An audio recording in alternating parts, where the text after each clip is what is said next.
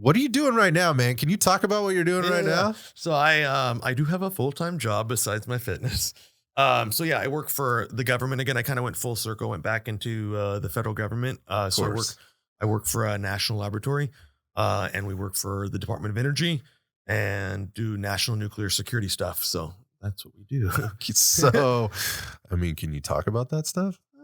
Just certain limit, but the rest is classified. So, all right. So there'd be like G-Men outside if we went any further.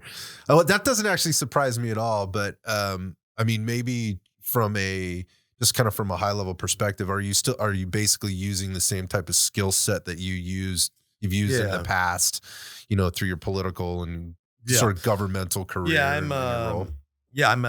it's an executive protocol officer for the lab. So I basically am like the welcome committee for our customers. So I basically showcase our lab and our features of our lab and basically connect our customers with their programs that we're working on and tell that story better and help sell the lab, I guess. So, How do you get a job like that?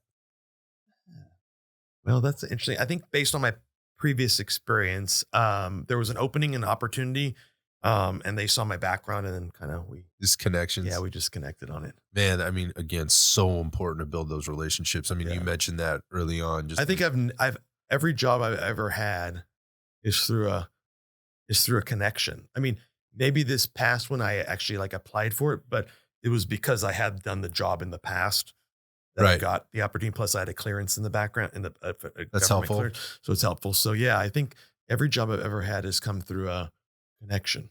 Well, I haven't heard at any point, and maybe I don't know. You're an honest, upfront, sort of genuine dude. I'd imagine you would have said something if it had been any different.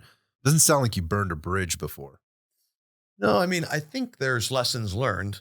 I think when I was younger, I was a little bit of a spitfire and a little bit like, very, like goal oriented type A, bulldozing ahead. They used to call me the bulldog actually at the governor's office. I was very like set in what, this is what's what I gonna want to be. do. Yeah.